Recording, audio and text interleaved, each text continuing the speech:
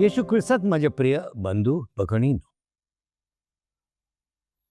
काही मुलं सुट्टीच्या वेळेस शेतात गेली होती आणि एके दिवशी त्याने काय पाहिलं, एक वासरू गोट्याच्या बाहेर आले. त्या मुलाने काय केलं, तिला आतमध्ये नेण्याचा प्रयत्न करत असत. एक मुलगा काय करतो, तो शिंग धरतो आणि दुसऱ्या दोन मुलांनी काय केलं, मागून ढकलत होते. परंतु जितकं त्याने प्रयत्न केला तितकं ते वासरू हलायला तयार नव्हते. लांबून शेतकरीच्या मुलीने त्यांना पाहिलं. तिने काय केलं, ती हळूहळू जवळ आली आणि वासरूच्या तोंडात हात घातली. काय झालं, चाटत चाटत ते वासरू आतमध्ये आलं. हे पाहून त्या मुलांना आश्चर्य वाटले. त्याने प्रयत्न केला आणि त्याने यश मिळालं नाही. त्या मुलीने प्रयत्न केला आणि तिला यश मिळालं. असं का? कारण वासरूसाठी जे काय योग्य होतं तिने केलं. माझे प्रिय बंधू भगिनींनो, जीवन जगण्यासाठी दोन महत्वाचा मार्ग आहे. पहिला मार्ग काय, स्वतःच्या दृष्टीने पाहणे, आणि दुसरा मार्ग काय, दुसऱ्यांच्या दृष्टीने पाहणे. दुसऱ्यांच्या दृष्टीने पाहणे कदाचित बरेच लोकांना वाटेल की सोपं आहे, पण नाही माझ्या प्रिय बंधू भगिनींनो, कारण कळत न कळत आपण स्वतःच्या दृष्टीने पाहतो. इथे अडथळे काय, विशेष म्हणजे मरण, आनंद नसतो आणि जीवन नसतं. आणि यामुळे परमेश्वर आपल्याला जीवन देण्यास इच्छितो. यासाठी तो काय करतो, तो आपल्या दृष्टीने पाहतो. आणि हे आपल्याला आजच्या पहिल्या वाचनामध्ये दिसून येतं. पहिल्या वाचनामध्ये परमेश्वर आपल्याला काय सांगतो, मी तुम्हाला माझा आत्मा देईन आणि तुम्ही सजीव व्हाल, आणि ज्यांच्यामध्ये जीव नाही त्यांना मी त्यांच्या कबरीतून उठवेल. याचा अर्थ काय आहे, हे आपल्याला आजच्या शुभवर्तमानामध्ये दिसून येतं. आजच्या शुभवर्तमानामध्ये येशू लाजरसला जीवन करतो. परंतु माझ्या प्रिय बंधू भगिनींनो, इथे दोन महत्वाच्या गोष्टी आहेत. पहिली गोष्ट काय, येशूला जाणीव होती की लाजरस आजारी होता, तरी सुद्धा तो लगेच जात नाही. 2 दिवस तो थांबतो. का? कारण त्याची इच्छा होती की लोकांनी सुद्धा त्याची बाजू जाणून घ्यावी.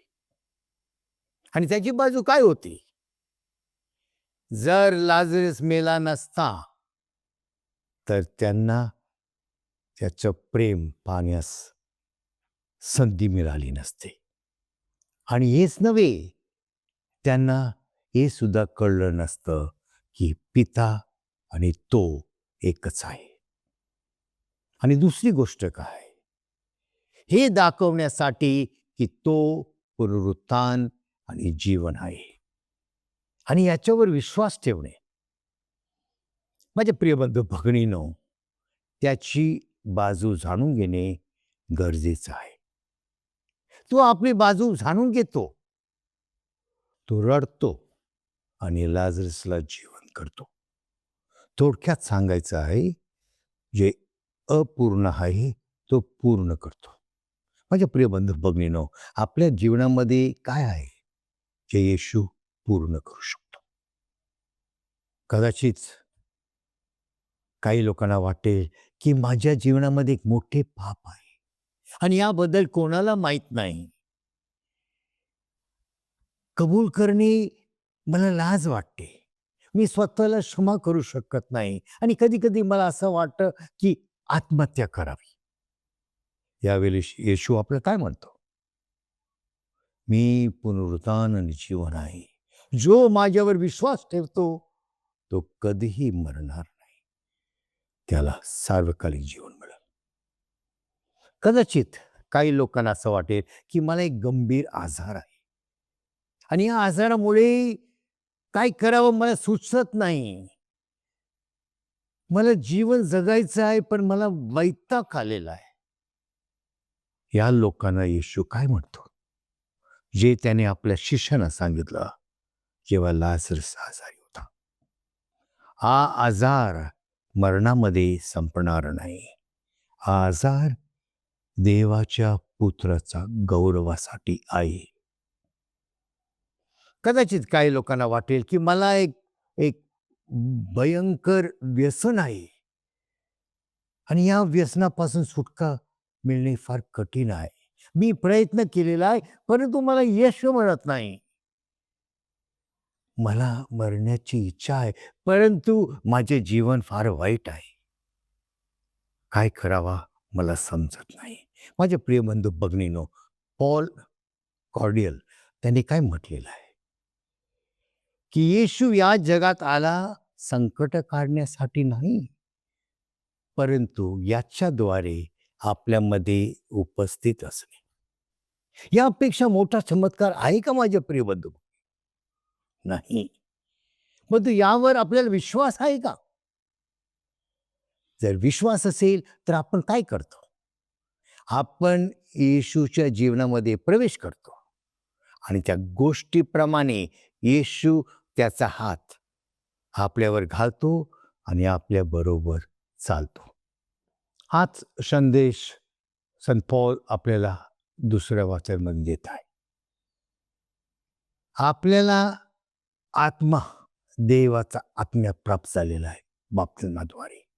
मग आपण देवाचा अधीन असू शकतो का? तिथे पाप, संकटे आणि मरण आहे.